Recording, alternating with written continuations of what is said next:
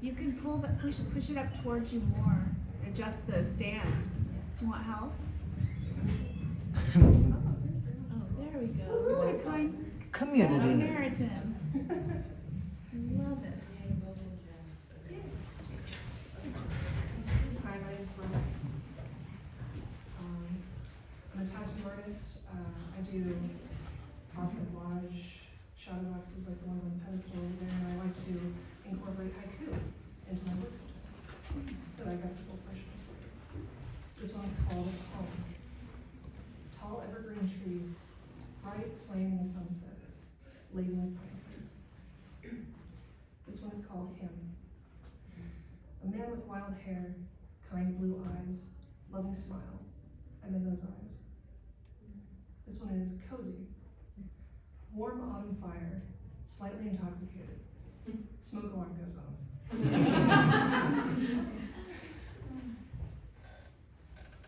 This one is Salve et Coagula. Hard transformation, generate, order, destroy. Make way for the new. This one is Rough Start. Inflated ego, feels really good at the time. Thank God I grew up. And my last one, this one's called Cheese. Pasta, Parmesan, cheese is joy, cheese is life. Favorite pants can wait.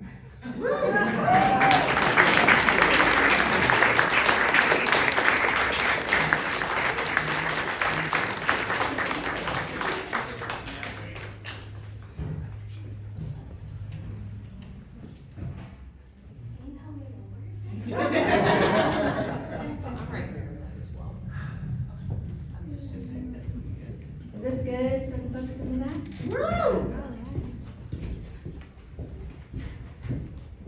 Hey everybody, my name is Crystal May Statler, and I will be reading some poems from my book called Prayer for Relief and some new poems.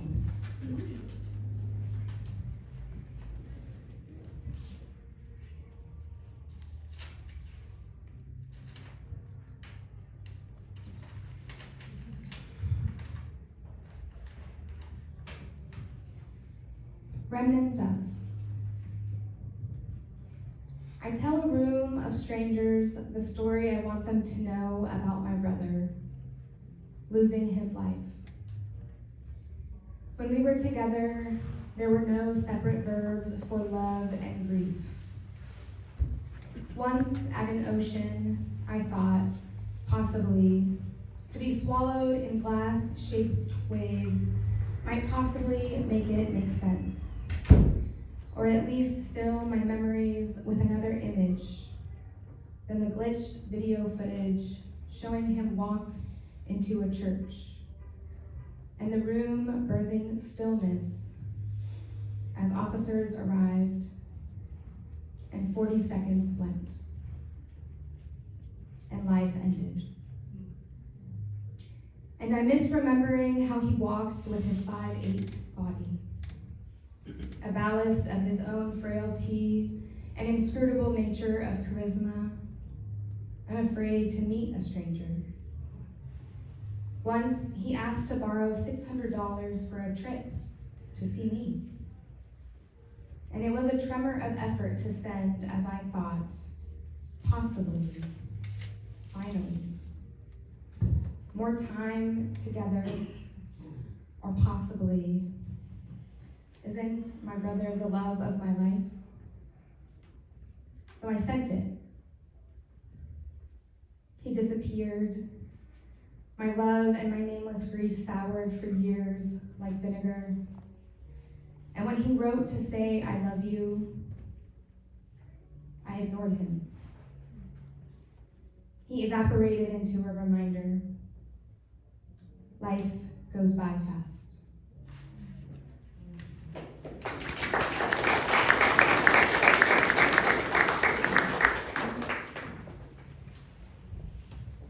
A new poem. Tisiphone. And Tisiphone is one sister of the three Furies, known as the Avenger of Murder in Greek mythology. Tisiphone, she understands me as a sister. I weep his name into her blood-soaked robe. BJ. He cannot answer. Days pass on with hashtags unrelenting in the ether. Each reaping comes from a new place. The poison of policing leaves more bodies to make sense of the mess, as bullets do their only job. We've become desensitized. Making sense is infuriating, impossible even. Once a piece of me paused breathing for a moment. Then Infinity Brain remembers.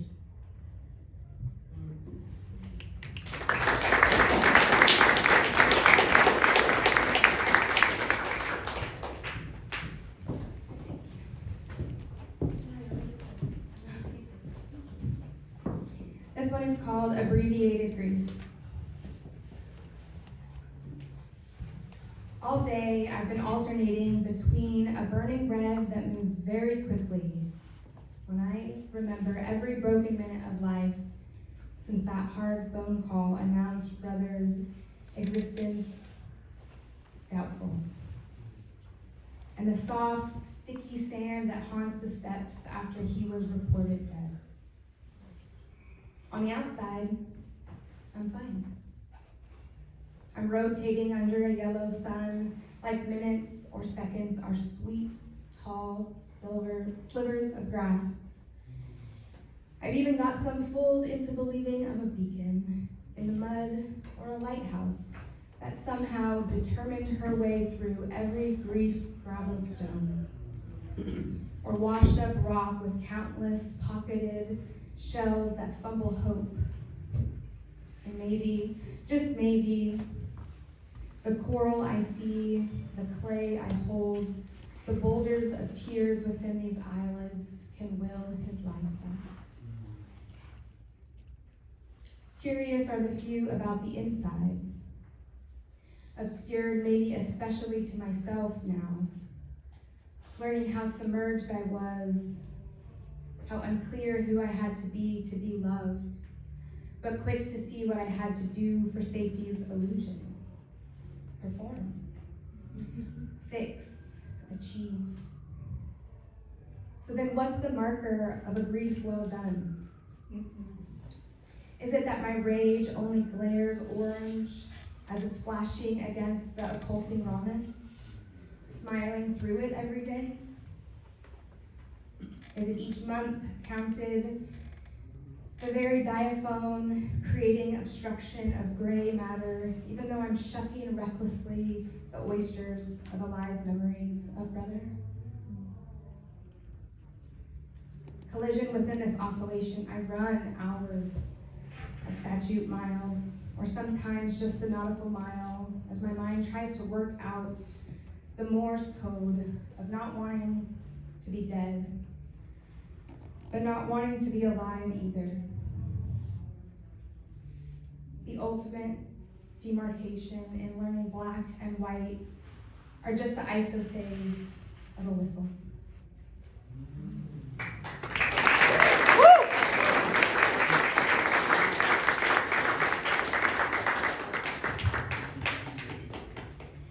Okay, for the last poem, if I could invite everyone to close their eyes. Obituary after 1,095 days.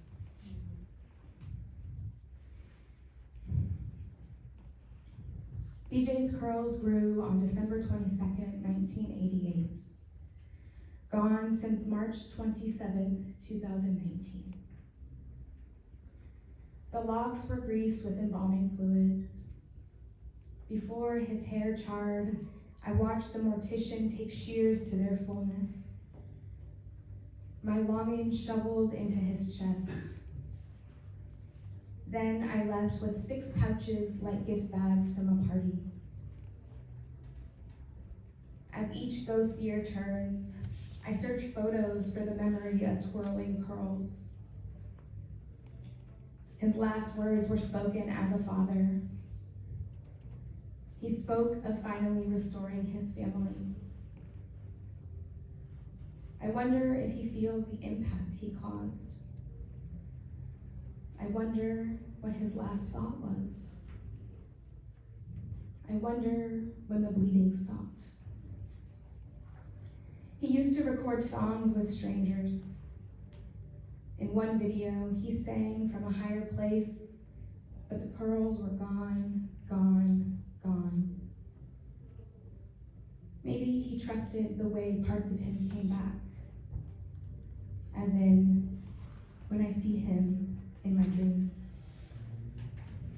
Thank you.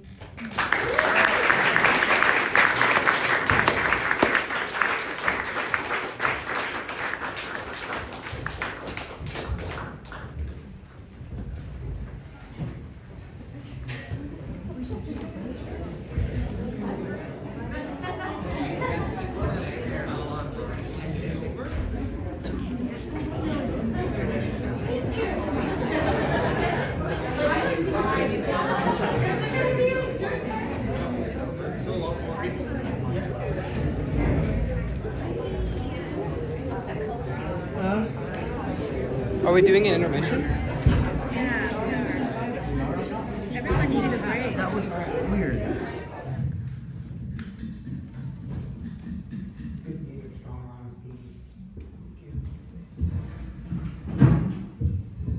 Hey. Hello. Hi. Hello. Hi. Hello. I'm Maria Rodriguez. I've never actually shared my art before. Can you hear me? Yes, good. Yeah. Cool. I got 4 poems.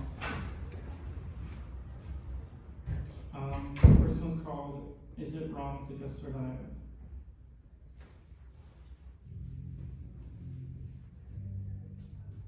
Cockroach in my wall, what am I doing wrong? I break my heart and flame my soul just to wake up, heavy and cold. The body rejects me, strings cut and there's no puppeteer. Sleep, my love, be my narcotic. Show me a dream I can stand. I'll believe anything. Twisted memories, a lost lover, my no contacts, reunited, free. Or a fable of myself. Insist I matter and I'll believe it. You're always beautiful, draped in ignorance. Just brush me away for a few hours. Shit. The sun keeps rising. Don't look at me. Stop me, crush me, make me bleed, but don't see me. Don't feel the crack of my body breaking. Don't let my legs twist in death. Don't see my blood run yellow, but spray my guts with a lemon scent. Never see me scared. Never. I didn't mean to step outside. Please let me be. A coward in the corner. Symphonies of wasted dreams. The cockroach in your wall.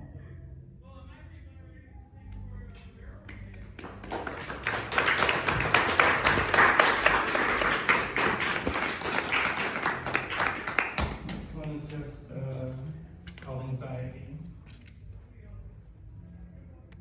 There's something wrong. Something's the matter. My head splits and screams. It's frightening. What is it? A weak, old, wrinkled towel, laughing from my bathroom wall.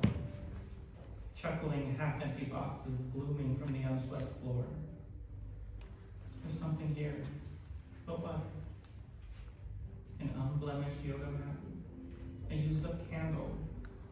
An empty laundry bin. Sitting, waiting, eager.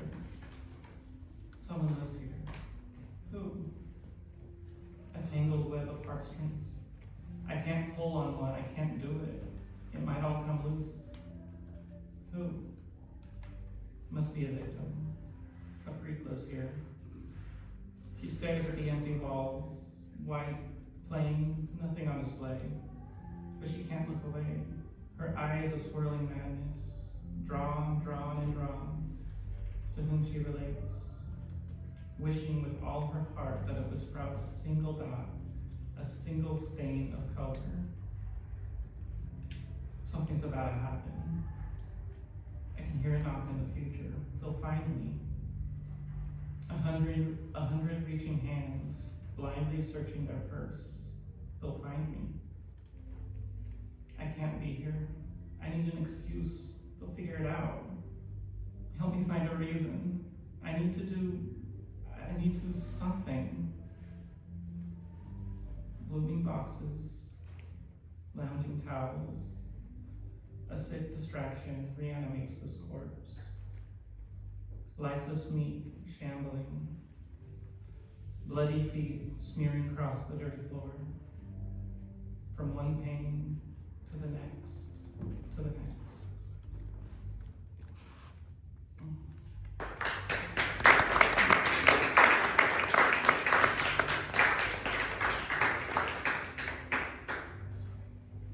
The next poem is called, Isn't It Embarrassing?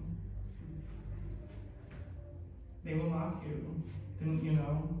That space is mine, why do you breathe? Stop. Don't make me laugh, you unskilled freak. Bleed out already, but don't get my shoes wet. My last poem is called The Invisible Woman. A maxi, cute makeup, a model's physique. Oh my, how cute, a Pazner purse.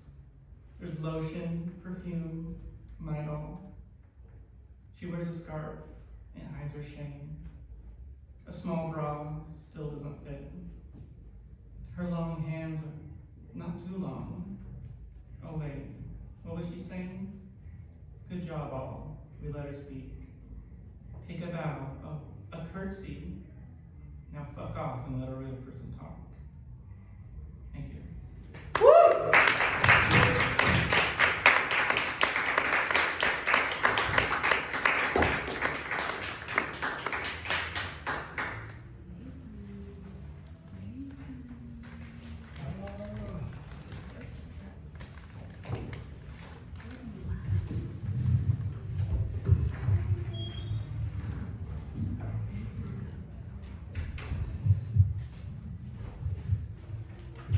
My name is Zia.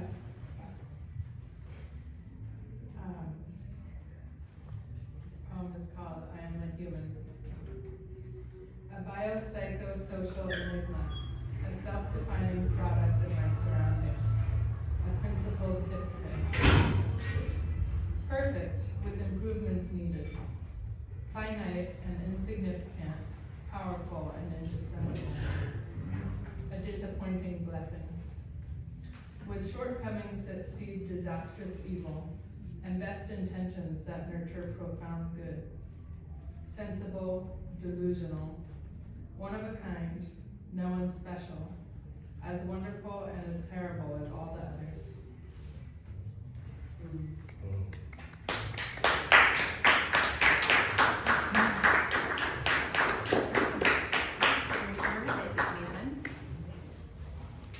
Or is there one more? Oh. Yes. Hi there, y'all. I'm Calvis. I've never actually done anything like this before, but I have been writing for quite some time, like over 10 years to myself mostly. And I found this not knowing I was going to be here today until earlier, so I decided to look at my notes, and I'm going to read y'all something I wrote 3 years ago, where it was in the winter, and I mean, I'm from California, and I've been living here for the past 6 or 7 years now. Winters are a little tough still, and I have to imagine I wrote this during a manic episode during that time. So, has no title. Here it is. I'd like to harness this feeling over time. Not blame the weather for feeling something that is mine. I wonder if the ground is something that I'll mind. I wonder if it'll learn my steps over time. Will I see the prints and know my trails, or will I find myself lost to no avail? The days gone have not gone stale. The phrase of long will cut to sail. The airs and the winds will breeze along. The birds will sing, and I'll learn the songs. The stars will shine and I will see that I won't know what's in front of me. I won't know what's in front of me. And still, I hold myself today as if to tell myself a prayer. Please, show yourself, don't stray. Don't dare withhold your thoughts today. Down the drain, my life it goes, slips through the cracks, it takes me whole. Fail to grip and fake a bold, my finger strength cannot keep hold. Not even long did I ever try. I say, but then I lie. The days go gray and then they die. When did I try to be alive? I know what I don't know. The blues, the browns, the grays all show. It all will fade and I'll forego. I know what I don't know. I know what I don't know. I know what I don't know. All in all is all we are.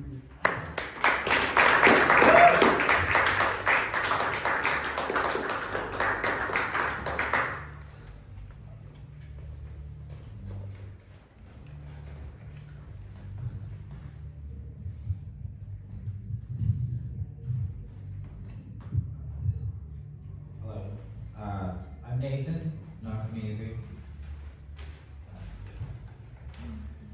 This one's called Red.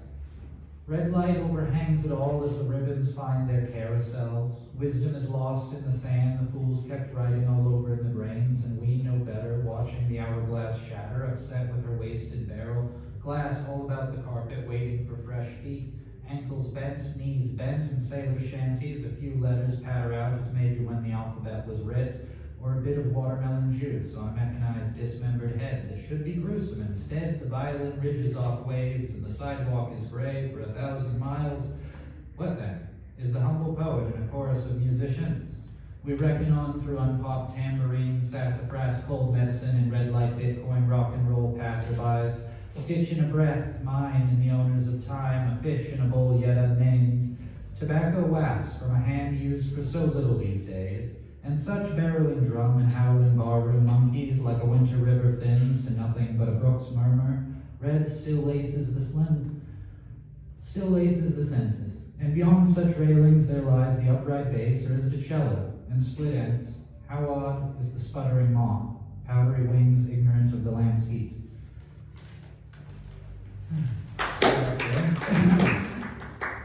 This one's called an old burn. Every wound is closed, but never absent.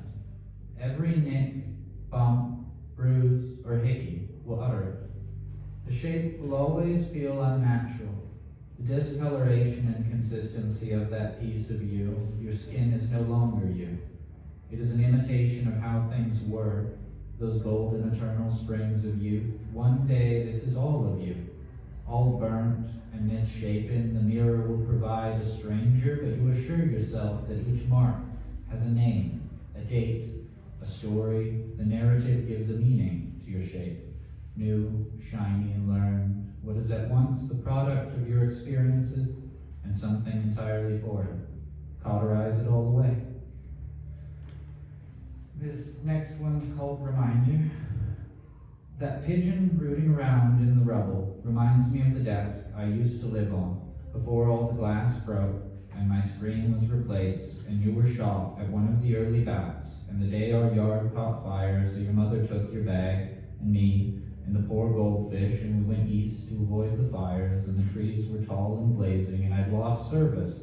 But she asked me anyway, because I'd found you before, and I was in the backpack until the food ran out, and she put me on a log, and she said it must be time, and turned the camera on, and I saw a pigeon in the forest. My lens is shattered now, I'll never see, but my microphone still works, and I know that's a pigeon. I still work. That's from the perspective of a phone in war times. This one is called Ant War. Ant War, Ant War, Ant War, Ant War. War for ants, small battle, a hole in the ground, an easily overturned series of dirt tunnels beneath a stone, a particular plume of wild hemlock sprouting from a sidewalk crack.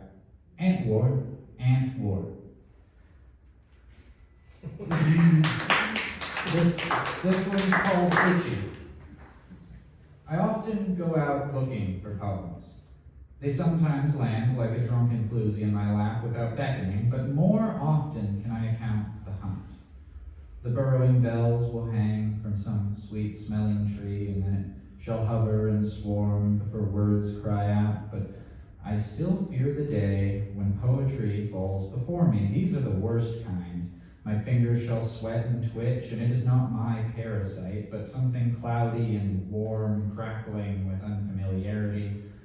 The poems I seek out are all of a kind, but those I'm fed shall be forever odd to my tongue. The last one is called Hydra. Calm as a winter catfish, 6 poorly traced white lines flutter in the current. Older than me, you who could trace where your mother Pollet floats, or if she was long ago bass gulped. Water your kindle. Let her lay in the late day shade. Don't chide her for her stubbornness. It is simply the way things are. Thank you for all staying.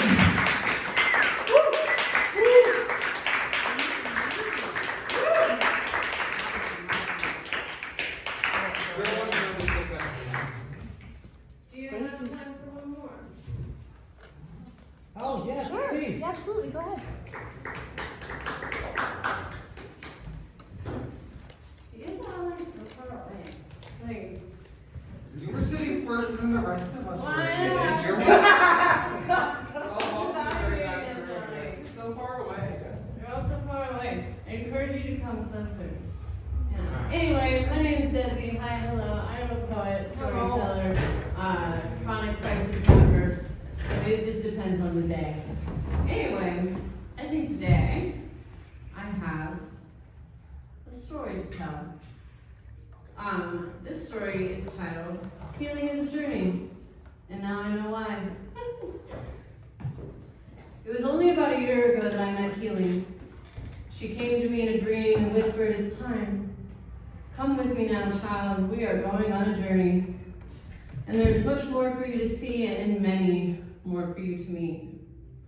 Her voice was soft, almost maternal, almost loving. And when I woke up, I could still feel the warmth of her hand wrapped around mine, tender, steady, reassuring, and yet every other part of me was in agony. My body was shaking, my teeth chattered, my voice stuttered violently as if something inside me had been unplugged from the wall and left sparking in the open air. It felt like surgery without anesthesia, like someone had peeled back my skin and held the mirror to everything I had buried beneath years of pretending, surviving, and hiding. And I didn't understand then. She had ripped me open on purpose. That she reached inside of me and removed the armor that I had mistaken for my identity. And I was furious. Furious that she could do such a thing to me, furious that she left me raw and exposed, terrified of the world around me and the world inside me, furious that she promised to walk with me, and yet I felt so completely alone. But what I didn't know then was that she was still there, quietly orchestrating every meeting that would follow, and what I didn't know and what I could not have known was that beneath the violence of her arrival, there was something strangely familiar about her presence. Something that felt less like destruction and more like devotion. The first being she led me to was stillness. Stillness was a blessing, though they lived deep within a place I fought hard to reach. They came to me in meditation while I was high as a kite, something I would never dare confess. It was against the rules of the shrine, against the image I was trying to hold together, but stillness did not care about rules. And when I found them, I was finally able to move without vibrating, to breathe without each inhale rattling through my chest, to speak without each word skipping like a scratched CD that nobody bothered to listen to anymore. But stillness did not fix me. They simply showed me that I could exist without shaking. Next came clarity. But not in her totality, no, she was shy, elusive, like a game of hide and seek. I would only find her after counting backwards from 100, and I would lose my place often. Start over, try again. Counting backwards is really hard when you're still working with a nervous system that's on fire. But every time that I reached 0, she would be there. And one of those times came just after rage filled me to my breaking point, when I scared the people that I loved in a way that I swore I'll never bestow upon them again. You see, rage blinds us because it protects us from seeing pain, but clarity does not arrive in the storm. No, they come after. She waits until the wreckage settles, and then she kneels in the aftermath, tending to the wounds and placing bandages over the bleeding I let spill onto those who never deserved it. That is when I met forgiveness. And forgiveness lay beside me and held me while everyone else had left. I talked to them for hours that day, and I still do. I have to forgive myself every day for every mistake, every undeserved projection, and every time I did not know what I know now. And forgiveness was gentle, not excusing, not dismissing, just present. Forgiveness is who introduced me to compassion. And compassion, I realized, had been with me most of my life. I could see them clearly when I looked into the eyes of those who hurt me. I could trace their wounds like maps to understand exactly how pain had shaped them. But compassion somehow eluded me when I looked into my own eyes in the mirror, or puddles on the ground, and the reflection of the ocean. When I would stand there screaming at the waves, compassion had truly always been close. I just didn't recognize them until I sat in front of that mirror and cried and apologized to myself for all of the times that I hurt me and for all of the times I let myself get away with it too. I met pride on a sunny day while I was on the phone with a friend. He showed up in my stomach, warm and tingly like butterflies. I thought for a moment it might be romance, but it wasn't. It was something quieter and more grounded. It was pride. Because I was proud of myself for sitting in the sun after years of avoiding it, proud of myself for surviving, and proud of myself for staying. My friend cried with me that day. We laughed and celebrated that moment like it was sacred, because it was. Then came strength, joy, and wonder. Strength had been carrying me long before I acknowledged them. They had dragged me out of war zones I never should have survived, and even when I resented them, even when I wished I didn't have to be strong, they never left. Joy was a little bit trickier. She hid beneath suspicion and hypervigilance, but when I finally let her join me, she was electric. The life of the party, the sudden laughter in a quiet room, joy is who brought wonder. And wonder allowed me to see life through the eyes of a child again. Everything becomes magic when curiosity leads, and when you stop bracing for impact and start looking for beauty. Next came peace. I was afraid of peace. They looked foreign, too quiet, too still, but I had to apologize to them for all of those years of choosing chaos year after year, simply because chaos had a familiar face. Chaos chased me. Chaos screamed, chaos felt like passion and urgency and proof that I was alive, but peace didn't do any of those things. Peace did not chase, peace waited. And for a long time, I believed peace was some kind of cruel observer watching me as chaos hunted me down. I thought their silence was indifference. I just didn't know that their silence was patience. They were always there, waiting for me to stop playing cat and mouse with chaos, waiting for me to choose them. And when I finally did, they guided me to the last being I had yet to meet. Love. Love was the final introduction before healing returned. She stood in front of me with a knowing smile, almost playful, as if she planned this all along, as if the entire unraveling was leading here, and suddenly I understood. Healing and love are the same being. Healing felt violent because I was gripping what love was trying to free. Healing tore me open because love was trying to reach me. They are shadow and light, yin and yang, sun and moon, destruction and devotion wrapped in the same divine hand. They are the masterminds of this reality. trickster and guide, dismantling what I thought I was so I could become who I've always been. Healing came to me and broke me open so I could put myself back together, but not as armor, as wholeness. Within and without, above and below, if healing had never come, I would have never met myself. The self who feels everything and still smiles, who laughs and cries and screams and sits in silence. The self who dances with chaos and drinks tea with peace. Healing taught me to forgive myself for not knowing, and for knowing and choosing the lesson anyway. Healing made room for my inner child to grow, to dance, to sing, and to be unafraid. Healing led me back to myself, full of strength, compassion, joy, and love. Thank you, healing, for breaking me open. Thank you for dismantling what was never truly me. Thank you for loving me enough to ruin me. I know now that I have me as my most radical whole self, and I am never letting her go again. Thank you, Desi. I love you. The end.